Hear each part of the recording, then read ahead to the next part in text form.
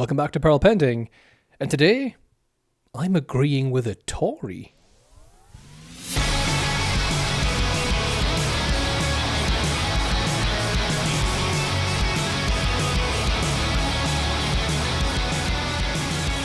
Yes, the day has arrived. I'm sure there was one in the past, but not while I've known you, lovely lot. I'm agreeing with a Tory. That's right, I'm agreeing with Mel Strides. You can see here. Today, we're going to be looking at a clip from TalkTV featuring Alex Phillips. And it's, of course, about Clacton's by-election. And my word, is Alex Phillips and the other talking heads at TalkTV, well, they're just handling this whole thing like grown-up adults.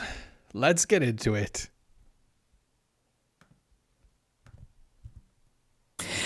Finally, do you think it was a sensible move optically to join a boycott against Nigel Farage standing in Clacton? Because depending, and I think with this one, people will regard the situation based upon on their own bias, on their own political bias. If you support Farage and reform, and if you think the establishment have failed this country for many decades, you might look at Count Bin Face as quite emblematic of the establishment. Yeah, they're really trying it. They're still trying it. I was wrong. I thought they'd go away from the establishment line and stick with the uni party thing, but apparently they're just chucking every single piece of pasta they've got at the wall. Alex Phillips thinks that Count Bin Face is the establishment. It's going well so far. If you're somebody who doesn't like Nigel Farage, you might find this whole farcical thing quite entertaining. But is there not a risk that a lot of people out there think that basically people like the Conservative Party boycotting this by-election, when they didn't boycott the Makerfield by-election or that Aberdeen by-election? Well, yes, Alex, and it's because the Aberdeen by-election and the Makerfield by-election, they followed the usual procedures by which a by-election is called. I'm not too sure about the Aberdeen one exactly. I know for the Makerfield one, obviously, it was because of a candidate stepping down, or was it just the time to have one? I can't remember, but either way, they were both called through the usual electoral processes. They were by the book. The one in Clacton is because Nigel Farage is trying to evade scrutiny over the investigations into his funding. So there's a slight difference as to why you would follow one and not the other.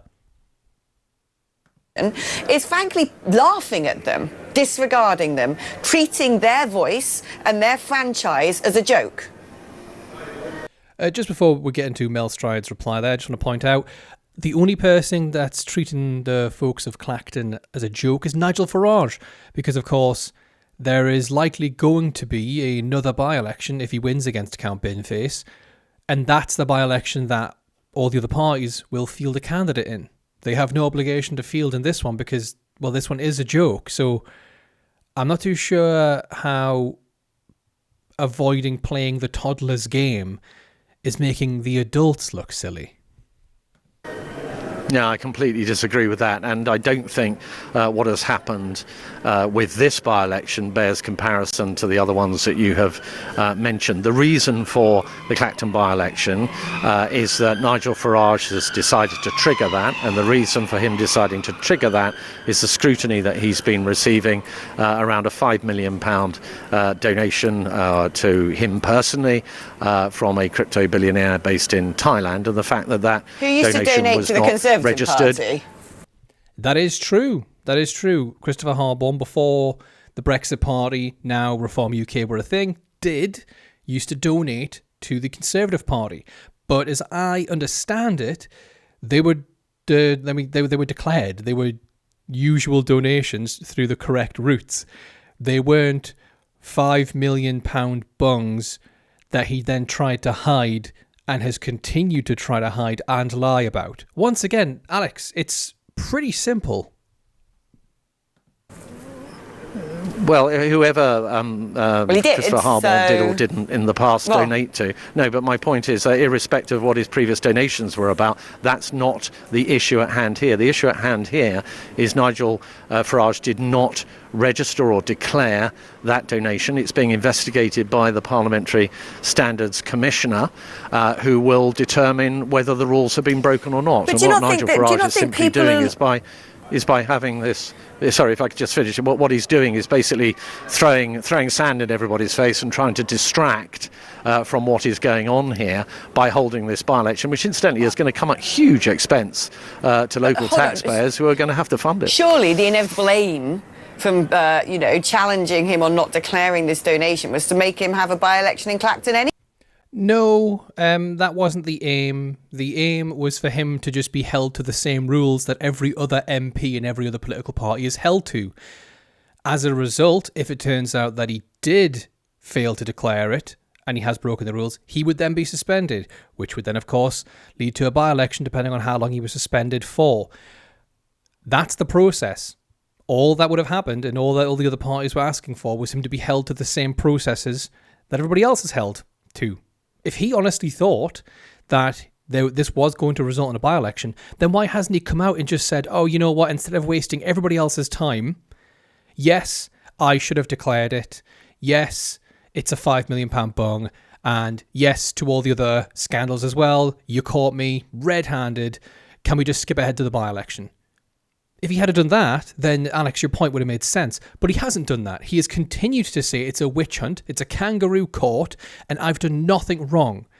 However, I'm not going to allow the investigations to be concluded before a by-election is called, because obviously that's going to look rubbish on me. He's trying to evade scrutiny, Alex. Anyway, so what's the difference between having one now, when all of the stuff's in the newspaper, all the reporting's been happened, and he's just said, fine, you want me to have to face the voters, let's do it, and you've all gone no. Well, no, hold on. Look, at the end of the day, Nigel by-election's Farage called. who Well, is don't the people of Clacton deserve to see? Forget whether you think Nigel Farage should have called it or not. One could say Andy Burnham. Well, hang on. Do you not think the people of Clacton deserve to have all of the information before being forced to vote on their candidate who already had the job to begin with? Why is it fine that they're allowed to be left out of the loop? Come on, Alex. Why aren't you answering that question? You're talking about Andy Burnham, of course.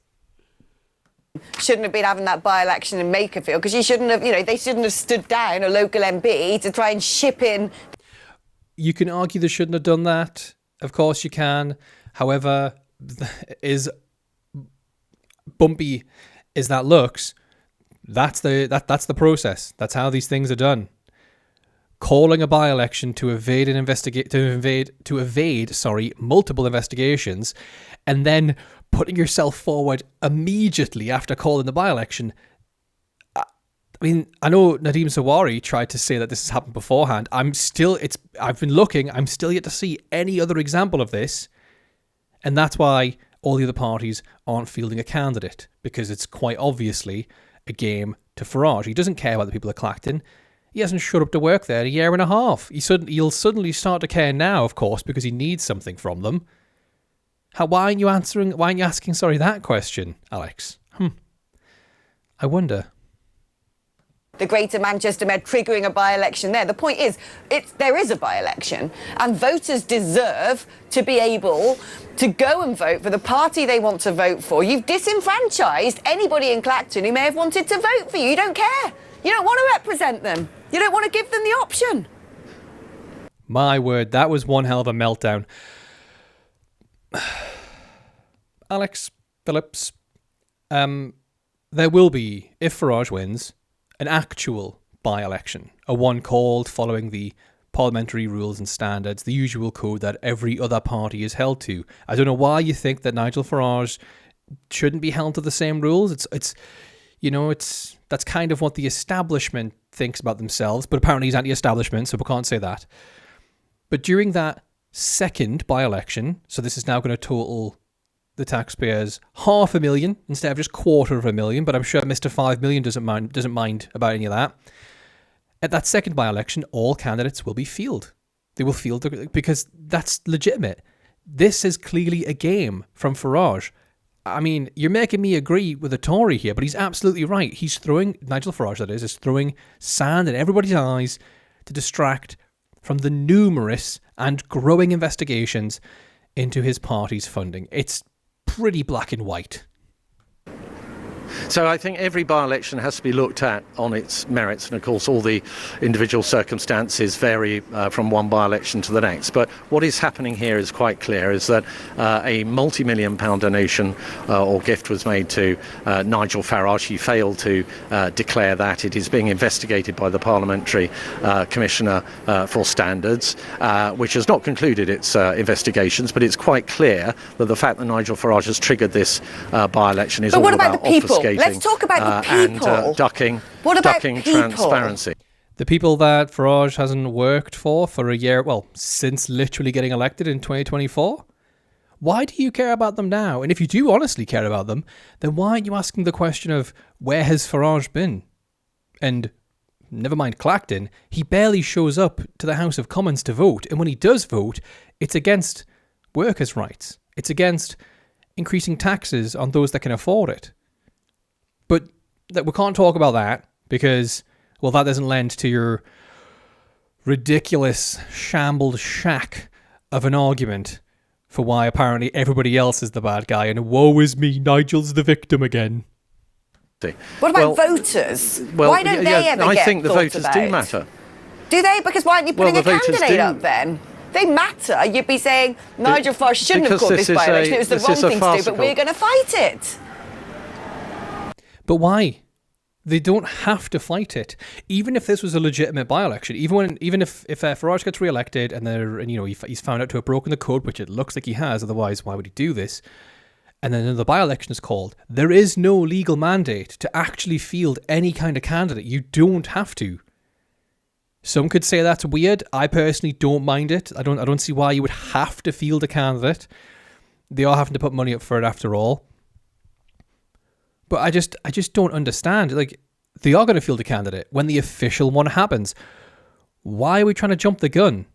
Shouldn't this be as quick as possible so that the people of Clacton can get another MP in, since their current one decided to quit the job and create a circus? Alex, this is a farcical by-election, and I think most people looking at this see it for what it is, which is an attempt to obfuscate and avoid scrutiny. And ultimately, of course, if Farage wins this by-election, of course, whilst the investigation has been paused, it will still then continue, and depending on the outcome, there may be yet another by-election. But the basis on which this has been called is not about democracy. It's about trying to obfuscate the fact that he's in a difficult position. The same way, he used to jump up and down at every 5 minutes he was at a press conference. He's run away and hidden over the last few weeks for exactly the same reason. Mel, look, thank you ever so much for taking time to talk to us today. Really appreciate it. Mel Strides MP, who's also the Shadow Chancellor. There's something that doesn't stick right. They could have turned and said, we're not going to partake in the by-election in Makerfield. There was an MP there. Labour Party are messing about just trying... But why? The one in Makerfield was... Like, it was done correctly. Also, Reform fielded a candidate, and they put a lot of money behind that one. Why didn't they not field a candidate? It's almost like all these rules have to apply to everybody else except Reform and Nigel. They are above the law. At least that's what it looks like from TalkTV's Alex Phillips. It's almost like she's describing them as the establishment. Trying to change our Prime Minister by calling a by-election, we're going to boycott it. Now, they couldn't do that because they kept changing the leader of the party, didn't even have by-elections. Yeah, much like how a lot of the Tories that moved over to Reform also didn't hold by-elections. Goodness me, if you're going to try and create a straw man argument, at least make one strong enough that it can't be thrown right back at your fan club. Come on. Nigel Farage said, you're trying to force me to have a by-election, so let's have one. They're like, no, we're going to boycott it. God, I'm so sorry. I keep starting this, but I can't allow that. Nobody said they were trying to force Farage into having a by-election. All people were saying was, this looks really sketchy. It looks like you've clearly broken the rules here and here, Category 5 and Category 8 by my understanding. So you will be suspended. And then, if you're suspended for at least, I believe it's 10 days, it's going to end up being a by-election, and then we will field a candidate and we will fight. And that includes people like Rupert Lowe and Restore as well. So saying trying to create this cabal is just weird, because you've got the Greens, Tories, Labour, Lib Dem and Restore all apparently in this, and Count Bin Face is now the head of all of them. It just doesn't make any sense. And turn it into a farce. At the end of the day, I think voters have every right to say nobody in politics seems to give a hoot about us. It's optional whether we have a by-election. They'll try cancel them. They'll change the way it's done. They will boycott them. They will call them when nobody in Makerfield was asking for one. And it just feels like democracy now is optional in this country. And I think actually, and I'm not doing this because I'm saying Nigel Farage should have called that by-election. I'm not saying that, because part of me thinks you should have waited for the inevitable by-election, but I think he calculated they'd stitch it up as much as they could. Leave the clock running on this. They'll be preparing, they'll be colluding, so on and so forth. So he wanted to give himself the best chance. Now, whether it's the right or the wrong thing to do, it depends, I think, on what you think about Nigel Farage and whether at the moment this is lawfare trying to stitch him up, or whether, you know, there needs to be genuine scrutiny of what's going on. But it's clear, isn't it, that the political establishment just pick and choose if they fight an election, on what grounds, how that election is done, whether it takes place in the first place. Democracy is optional. They want to play only if they can win. And at the same time, nobody's sitting here going, well, what about the people? Don't they get to have a blimmin' voice? Wow. That was a lot from Alex Phillips there. That was a crazy rant. I know I rant sometimes, but that was crazy. I've forgotten most of what she was even saying there, because she kept... Right. So she referred to the fact that nobody in Makerfield called for a by-election. Who in Clacton called for this by-election? She talked about people and how democracy is optional. Once again, nobody in Clacton called for this by-election.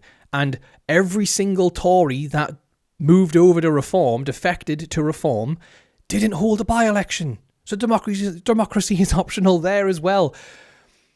If you're going to create all these straw man arguments for how apparently it's the establishment doing one thing and Reform are the only voice of the people, well then you need to construct your arguments in a way where they don't actually apply to literally everything Reform is also doing.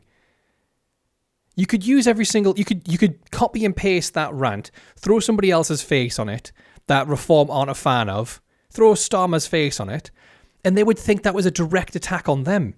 That was pointless. I mean, I've forgotten so much of what she said. Please, pick it apart.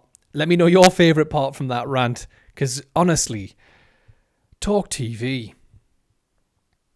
If you don't mind being frustrated, you can get a few laughs out of it here and there. But those are just my thoughts on this. Leave yours in the comments section down below, and I'll catch you next time, while the peril's still pending.